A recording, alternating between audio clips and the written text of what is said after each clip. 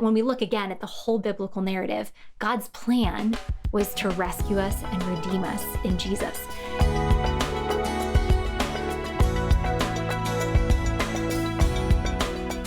I'm going to ask you a question, and this is a question that I think just about every human has asked. And I think at some point, every child gets to that age where they're asking those hard questions. And this goes along with so much of God's character, but it's the why. Why does God allow a God who is self-sufficient, who is eternal, who is immutable, he never changes, who's omnipotent, he's all powerful, he's omniscient, he knows all things, he's omnipresent, he's everywhere, like a God who has all of these characteristics. How can a God who is so loving and so kind allow bad things to happen to good people? Yeah, it's a really important question to cover with our kids, because we tend not to think about it until we're going through some form of suffering. But then when we do experience suffering, that question becomes very, very real. Or if someone close to us is experiencing intense suffering.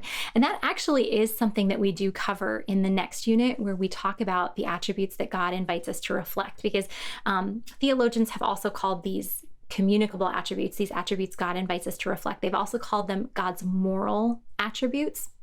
So things that we are called to do. And so we actually talk about this in our lesson on the goodness of God. We talk about goodness means God always acts kindly toward his creation. And we talk about, well, how can that be? How could it be that God always acts kindly toward his creation when we see, people being mean to one another, when we see people getting sick and dying, even when they're not old, when we see things like wars happening, or we experience something like divorce, how is it possible that God is a good God? And so that's where we have to look at the entire biblical narrative to understand that the world is not right now as God initially designed it to be, that we see in those 7 days of creation. At the end of each of the 6 days when God was creating, he said it was good. And at the end of the 6th day, when his creation was finished, he looked at it in total and said it is very good.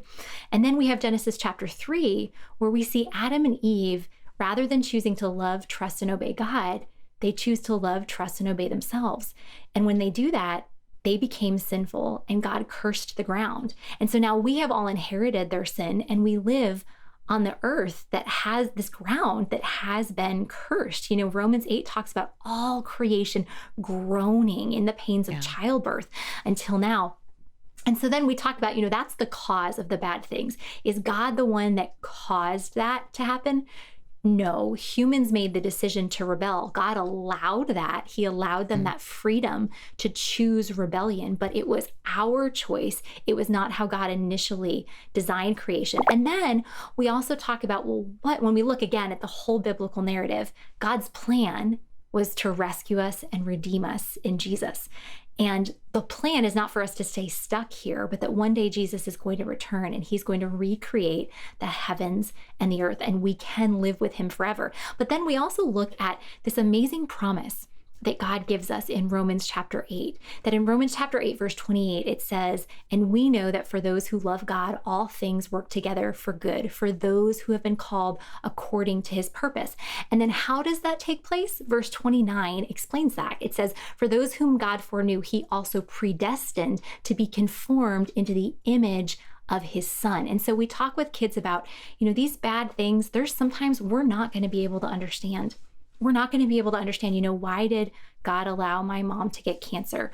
Why did God allow this couple to get divorced? Why did God allow this person to die? Why did God allow this person to say really hurtful things to me?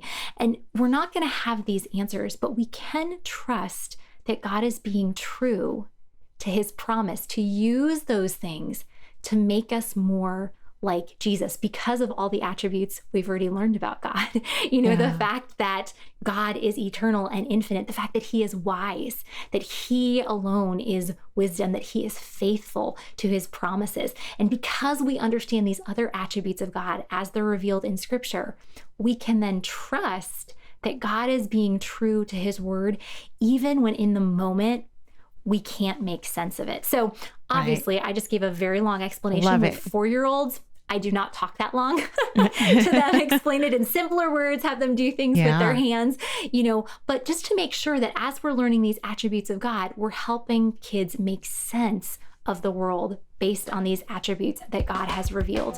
Homeschool Insights is sponsored by CTC Math. If you're looking for a great online math program, visit ctcmath.com and try it for free. For more great homeschool inspiration and resources, listen to the Schoolhouse Rocked podcast every Monday, Wednesday, and Thursday.